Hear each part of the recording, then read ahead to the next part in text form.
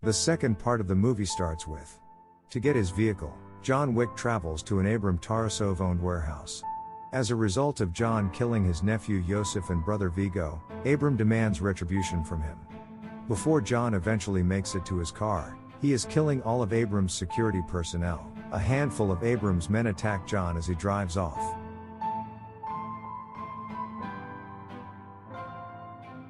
The henchmen crash into Wick's car, severely damaging it.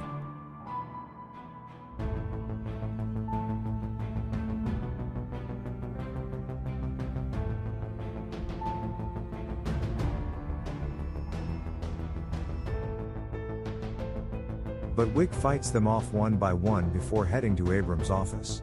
When he gets there, John pours himself and Abram a drink. He offers Abram peace and decides to spare him. John is questioned by Abram on his ability to attain true serenity.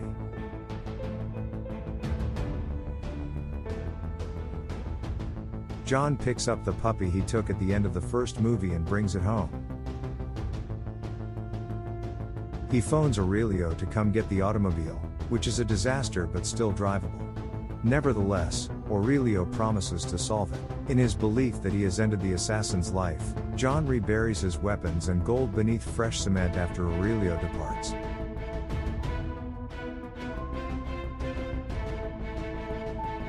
That evening, Santino D'Antonio, another assassin, pays John a visit. He gives John a marker that John handed him as he was finishing the work that allowed him to move on from his past existence. The symbol stands for a blood oath requiring John to carry out any task requested by Santino. John declines to assist Santino in spite of being aware of the repercussions.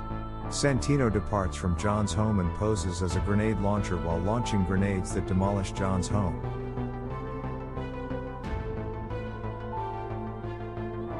Subscribe now for more movie contents. John and the canine get away. John meets Winston in the Continental Hotel to talk about the marker and what Santino has asked of him. Since John signed the pledge, Winston is powerless to do anything about it, and if he persists in refusing it, his life is in jeopardy. Karen, the hotel's concierge, will take care of the dog while John is gone. After finding Santino, John decides to complete one task for him. Santino wants John to assassinate his sister Gianna, who is about to join the High Table, a powerful assassins organization. Santino responds that this is precisely why he sought John for the job when John claims that this is an unattainable target. He required the best.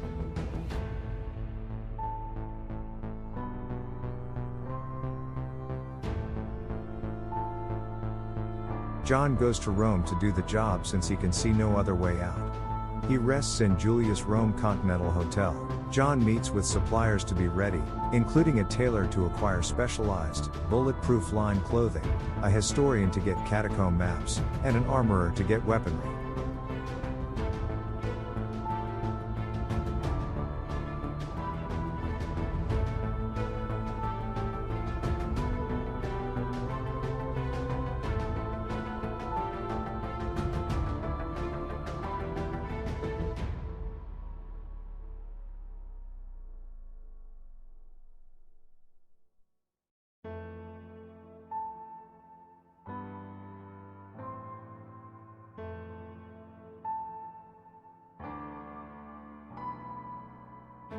John attends Gianna's coronation celebration and high table welcome reception.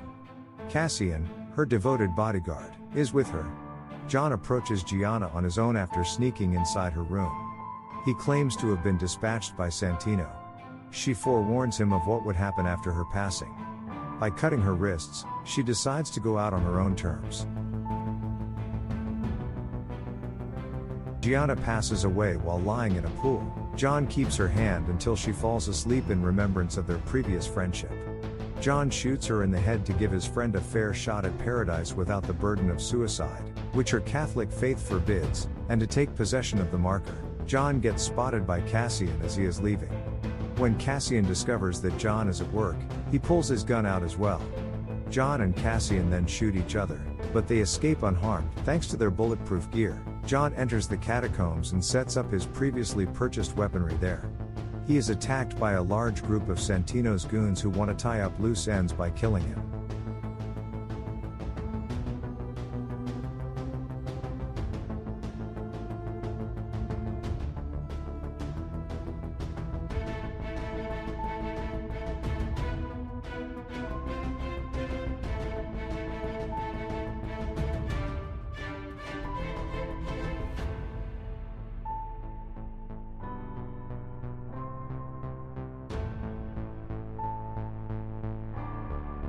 Subscribe now for more movie contents. When he realizes Santino is betraying him, he kills everyone to stop him from escaping. He is overtaken by Cassian, and the two struggle until one of them smashes through a glass of the Rome Continental. Since there can be no blood on Continental property, John and Cassian take a drink together in the bar. The reason why Santino asked John to kill his sister is explained by John. While Cassian is aware that his ward's killer must be brought to justice, he also cannot do so. He buys John's drink and then departs.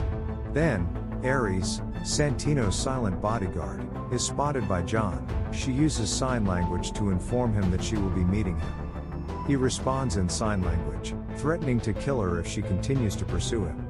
Santino posts a $7 million contract to assassinate John as he returns to New York City. All the assassins in the area are given copies of the contract.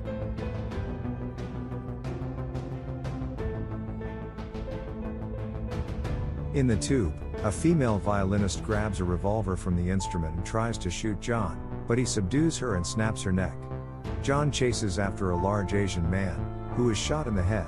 John viciously murders two individuals who try to kill him in the tube with a pencil.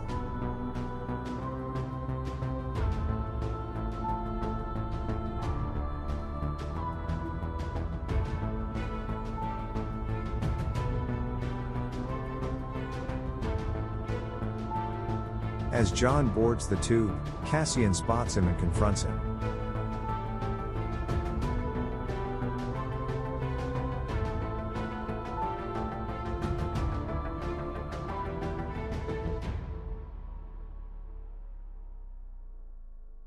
John stabs Cassian, tearing his aorta as the blade is pushed into Cassian's chest. He tells Cassian that if he pulls the knife out, he will bleed to death, but does it out of professional courtesy for Cassian. Cassian is left by John on the tube. John seeks out what appears to be a homeless man and requests his assistance after becoming hurt. John offers him a coin and requests to go see him.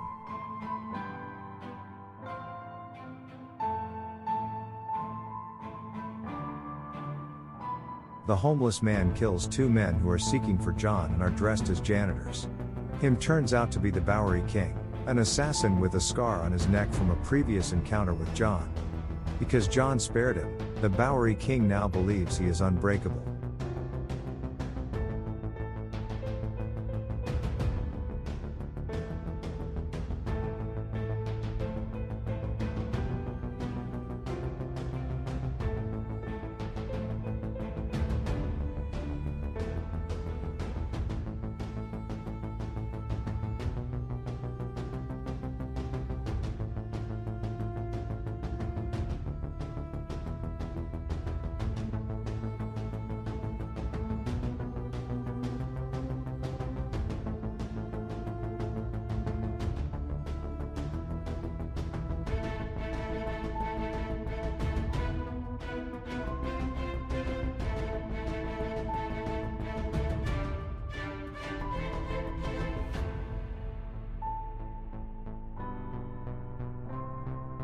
Subscribe now for more movie contents.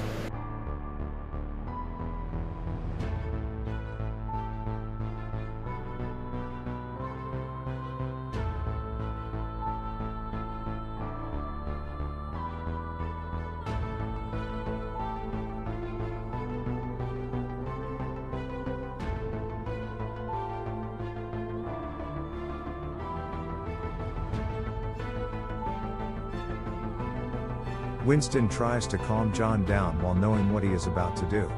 Still, John shoots Santino in the head to end his life. John goes back to Karen to pick up his dog. The following day, John takes his dog to the park to meet Winston. Winston informs John that the High Table has doubled the contract and issued it to every assassin in the world as punishment for his murder on continental soil. John must be marked as excommunicated, but Winston gives him 1 hour before the contract goes into effect. Then it becomes clear that John is the target of every assassin in the park, and they are all looking for him. Winston is instructed by John to warn everyone that he would kill them all if they pursue him. Winston concurs. As Winston spreads the message, John departs. Everyone who passes by glances at John, aware of who he is and what they are asking of him.